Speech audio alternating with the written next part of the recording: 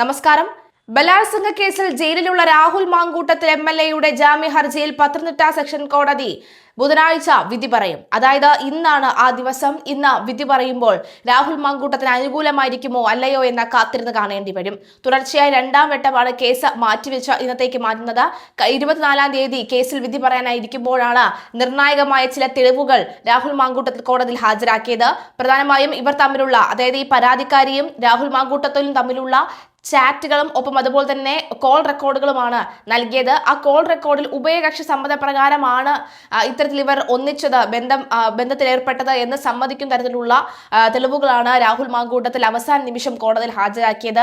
ആ തെളിവിന്മേലുള്ള ചർച്ചയും ആ തെളിവിന്മേലുള്ള അന്വേഷണവുമാണ് പിന്നീട് അങ്ങോട്ട് നടന്നത്. ശാസ്ത്രീയ പരിശോധനയ്ക്കടക്കം വിധേയമാക്കിയിരുന്നു. കാരണം ഇത് ഫാബ്രിക്കേറ്റഡ് വോയിസ് കോൾ ആണോ അല്ലെങ്കിൽ അല്ലാതെയുള്ള യഥാർത്ഥ വോയിസ് കോൾ ആണോ എന്ന് അറിയാനായിട്ട് ശാസ്ത്രീയ പരിശോധന വേണമെന്ന് പ്രോസിക്യൂഷൻ ആവശ്യപ്പെട്ടിരുന്നു.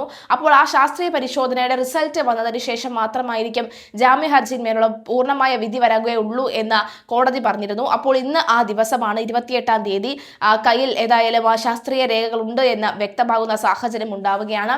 എന്തായാലും അത് ഒരു പക്ഷേ രാഹുൽ മാങ്കൂട്ടത്തിന് അനുകൂലമാവുകയാണെങ്കിൽ രാഹുലിന് ജാമ്യം ലഭിക്കാൻ ഏറെ കാരണങ്ങളുണ്ട്. എന്തായാലും അതിജീവിതയുടേതെന്ന നിലയിൽ പ്രതിഭാഗം ഹാജരാക്കിയ ശബ്ദ സന്ദേശത്തിന്റെ ആധികാരികത പരിശോധിക്കണമെന്ന് പ്രോസിക്യൂഷൻ ആവശ്യപ്പെട്ടതോടുകൂടിയാണ് ശനിയാഴ്ച തീരുമാനിച്ച വിധി പ്രഖ്യാപനം ജില്ലാ ജഡ്ജി N. ഹരികുമാർ നീട്ടിവെച്ചത്. രാഹുലിനെ 14 ദിവസത്തേക്ക് കൂടി തിരുവല്ല ഫസ്റ്റ് ക്ലാസ് മജിസ്ട്രേറ്റ് കോടതി റിമാൻഡ് ചെയ്തിരുന്നു.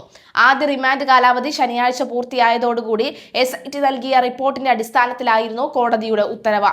വിദേശത്ത് സ്ഥിരതാമസമായ കോട്ടയം സ്വദേശിനിയെ ബലാത്സംഗം ചെയ്ത കേസിൽ രാഹുൽ മാങ്കൂട്ടത്തിൽ മാവേലിക്കര സ്പെഷ്യൽ സബ് ജയിലിലായിട്ട് 2 ആഴ്ച പിന്നിട്ടിട്ടുണ്ട്. പ്രതിഭാഗത്തിന്റെ വാദങ്ങളെല്ലാം തള്ളിയാണ് Thiruvalla judicial first class magistrate കോടതി രാഹുലിന് ജാമ്യം നിഷേധിച്ചത്. തുടർന്ന് സെഷൻസ് കോടതിയെ സമീപിക്കുകയായിരുന്നു. ഇവിടെയും ജാമ്യ ഹർജിയിൽ വാദം കേട്ടപ്പോൾ പ്രതിഭാഗത്തിന് വലിയ തിരിച്ചടിയാണ് നേരിട്ടത്. അന്വേഷണവുമായി മാങ്കൂട്ടത്തിൽ ഒരു തരത്തിലും സഹകരിക്കുന്നില്ല എന്നും ജാമ്യം നൽകിയാൽ തെളിവുകൾ നശിപ്പിക്കാനും സാക്ഷികളെ സ്വാധീനിക്കാനും സാധ്യതയുണ്ട് എന്ന് പ്രോസിക്യൂഷൻ അറിയിച്ചിരുന്നു. പ്രോസിക്യൂഷൻ നിരത്തിയ കണ്ടെത്തലുകളും മേൽക്കോടതി വിധികളും അവരുടെ വാദങ്ങളെല്ലാം പൊളിക്കുന്നതായിരുന്നു. വിദേശത്ത് സ്ഥിരതാമസമായ കോട്ടയം സ്വദേശിനിയുടെ പരാതിയിൽ കഴിഞ്ഞ 11-നാണ് രാഹുൽ മാങ്കൂട്ടത്തിൽ ജയിലിലായത്. പ്രതി സ്ഥിരം കുറ്റവാളിയാണെന്നും പുറത്തിറങ്ങിയാൽ അതിജീവിതമാരുടെ ജീവന ഭീഷണിയാണെന്നും റിമാൻഡ് റിപ്പോർട്ടിലും വ്യക്തമായി തന്നെ ഉണ്ട്.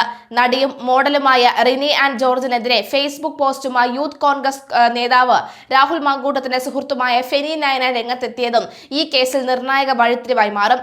ഫെനിയുടെ ആദ്യ പോസ്റ്റും ഒക്കെ തന്നെ ഈ കേസിൽ നിർണായക വഴിത്തിരിവായിരുന്നു. പോസ്റ്റ് ഇട്ട മണിക്കൂറുകൾക്കകം തന്നെ ഫെനിക്കെതിരെ പരാതിയും ഫെനിയെ അറസ്റ്റ് ചെയ്യാനുള്ള പോലീസിന്റെ നീക്കം ഹൈക്കോടതിയിൽ പോയാണ് ഫെനി തടഞ്ഞത്. അതുകൊണ്ട് തന്നെ ഇതിന്റെ അറ്റം കണ്ടിട്ടേ അടങ്ങൂ എന്നുള്ള മട്ടിൽ ഫെനി ഇറങ്ങിയിട്ടുണ്ട്. അതുകൊണ്ട് തനിക്ക് അറിയാവുന്ന കാര്യങ്ങൾ ഇനിയും താൻ തുറന്നു പറയും എന്ന് തന്നെ വ്യക്തമാക്കിക്കൊണ്ടാണ് കഴിഞ്ഞ ദിവസം ഫെനി ഒരു പോസ്റ്റ് ഇട്ടത്. റിനിക്കെതിരെ ഉയർന്ന ആരോപണങ്ങളിൽ പ്രതികരണ പോസ്റ്റുമായി അവർ ഫേസ്ബുക്കിൽ പോസ്റ്റ് ഇട്ടിരുന്നു. താൻ ആരുടെയെങ്കിലും പേര് പറയുകയോ ആർക്കെങ്കിലും എതിരെ പരാതിപ്പെടുകയോ ചെയ്തിട്ടില്ല. അതുകൊണ്ട് തന്നെ ഒരു വിധത്തിലുമുള്ള ആരോപണങ്ങൾക്കും ചോദ്യങ്ങൾക്കും മറുപടി പറയേണ്ട ബാധ്യത തനിക്കില്ലെന്നും പറഞ്ഞുകൊണ്ടാണ് റിനി ഫേസ്ബുക്കിൽ പോസ്റ്റ് ഇട്ടത്. ഈ പശ്ചാത്തലത്തിലാണ് റിനിക്കെതിരെ ഫെനി നൈനാൻ രംഗത്ത് വന്നത്. എന്നാലും റിനി ആരുടെ പേരും പറഞ്ഞിട്ടില്ല എന്നും ആരുടെ ആരോപണത്തിലും എതിരല്ല എന്നും പറയുമ്പോൾ രാഹുൽ മാങ്കൂട്ടത്തിനെ പോലീസ് അറസ്റ്റ് ചെയ്തപ്പോൾ കരഞ്ഞുകൊണ്ട് ആനന്ദാശ്രു എന്ന് പറഞ്ഞ മാധ്യമങ്ങളുടെ മുന്നിൽ വരുന്നു. രാഹുൽ മാങ്കൂട്ടത്തിനെതിരെ പറയാനായി മാധ്യമ ചർച്ചകളിൽ വരുന്നു. പക്ഷെ എന്നിട്ടും പറയുന്നു ഞാൻ ആർക്കെതിരെയും പറഞ്ഞിട്ടില്ലെന്ന്. ഏതായാലും രാഹുൽ മാങ്കൂട്ടത്തിൽ MLA-ക്കെതിരെ ഇപ്പോൾ വന്ന 3-ാമത്തെ പരാതിക്കാരി റിനി ആൻഡ് ജോർജ് 2025 ഓഗസ്റ്റിൽ തന്നെ അങ്ങോട്ട് ബന്ധപ്പെട്ടിരുന്നു എന്ന് ആരോപിച്ചാണ് ഫെനി നൈനാൻ രംഗത്തെത്തിയത്.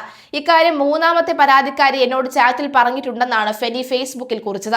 2026 ജനുവരിയിൽ പരാതി കൊടുത്ത ആളെ 2025 ഓഗസ്റ്റിൽ ബന്ധപ്പെട്ടിരുന്നു എന്നത് റിനിക്ക് നിഷേധിക്കാനാവില്ലെന്നാണ് ഫെനി ഫേസ്ബുക്ക് പോസ്റ്റിൽ ചൂണ്ടിക്കാട്ടുന്നത്.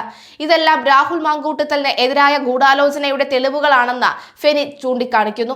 ഉഭയകക്ഷി സമ്മതപ്രകാരം നടന്ന ബന്ധത്തെ ബലാത്സംഗമാക്കി മാറ്റിയതിൽ നടന്ന ഗൂഢാലോചനകൾ ഓരോന്നായി പുറത്തുവരും. റിനിയുടെ മുഖത്ത് കള്ളത്തരമുണ്ടെന്നും ഫെനി ഫേസ്ബുക്കിൽ കുറിക്കുന്നു. ഫെനി നൈനാന്റെ ഫേസ്ബുക്ക് കുറിപ്പ് നമുക്ക് നോക്കാം. റിനി ആൻഡ് ആൻഡ് ജോർജിന്റെ കഴിഞ്ഞ ദിവസത്തെ പോസ്റ്റ് വായിക്കുകയായിരുന്നു. റിനിക്കെതിരെ വെളിപ്പെടുത്തലുകൾ വന്ന പശ്ചാത്തലത്തിലാണ് റിനി ആ പോസ്റ്റ് ഇട്ടത്. എനിക്കൊന്നും അറിയില്ല, ഞാൻ ആരുടെയും പേര് പറഞ്ഞിട്ടില്ല എന്നൊക്കെ പറഞ്ഞാണ് ആ പോസ്റ്റ്. അതിൽ വന്ന ഒരു കമന്റിന് റിനി മറുപടി പറഞ്ഞിരിക്കുകയാണ്, ഞാനൊരു പരാതിക്കാരിയെയും അങ്ങോട്ട് ബന്ധപ്പെട്ടിട്ടില്ല എന്ന്. എന്നാൽ എനിക്കൊരു കാര്യം പറയാനുണ്ട്. രാഹുൽ MLAക്കെതിരെ ഇപ്പോൾ വന്ന മൂന്നാമത്തെ പരാതിക്കാരി റിനി ആൻഡ് ജോർജ് 2025 ഓഗസ്റ്റിൽ തന്നെ അങ്ങോട്ട് ബന്ധപ്പെട്ടിരുന്നു എന്ന് മൂന്നാമത്തെ പരാതിക്കാരി എന്നോട് ചാറ്റിൽ പറഞ്ഞിട്ടുണ്ട്. 2026 ജനുവരിയിൽ പരാതി കൊടുത്ത ആളെ 2025 ഓഗസ്റ്റിൽ ബന്ധപ്പെട്ടിരുന്നു എന്നത് റിനിക്ക് നിഷേധിക്കാനാവില്ല. നിഷേധിച്ചാൽ ബാക്കി പിന്നീട് എന്ന് പറഞ്ഞുകൊണ്ടാണ് ഫെനി ആ ഫേസ്ബുക്ക് കുറിപ്പിൽ പറയുന്നത്. ഇതിനെല്ലാം പിന്നിൽ വലിയ ഗൂഢാലോചനയുണ്ട് എന്നതിന്റെ തെളിവുകളാണ് ഇതെല്ലാം. ഉഭയകക്ഷി സമ്മതപ്രകാരം നടന്ന ബന്ധത്തെ ബലാത്സംഗമാക്കി മാറ്റിയതിൽ നടന്ന ഗൂഢാലോചനകൾ ഓരോന്നായി പുറത്തു വരും. റിനിയുടെ മുഖത്ത് കള്ളത്തരമുണ്ട്. റിനി ഈ കാണിച്ചതും കാണിച്ചുകൊണ്ടിരിക്കുന്നതും മുഖംമൂടിയാണ്. അത് അഭിനയമാണ്. എത്ര മറച്ചുവെക്കാൻ ശ്രമിച്ചാലും അത് പുറത്തു വരും, അല്ലെങ്കിൽ പുറത്തു കൊണ്ടുവരും. ഭൂമിയുടെ നിയമമാണ് അത് എന്ന് പറഞ്ഞുകൊണ്ടാണ് ഫെനി അവസാനിപ്പിക്കുന്നത്. ഫെനിയുടെ വാക്കുകൾ അച്ചട്ടാവുമെന്ന കാര്യത്തിൽ സംശയമില്ല എന്ന് പലരും പറയുന്നുണ്ട്. എന്തായാലും രാഹുൽ മാങ്കൂട്ടത്തിന് ജാമ്യം ലഭിക്കുമോ ഇല്ലയോ എന്ന ചോദ്യം അപ്പോഴും ശക്തമായി ഉയരുകയാണ്.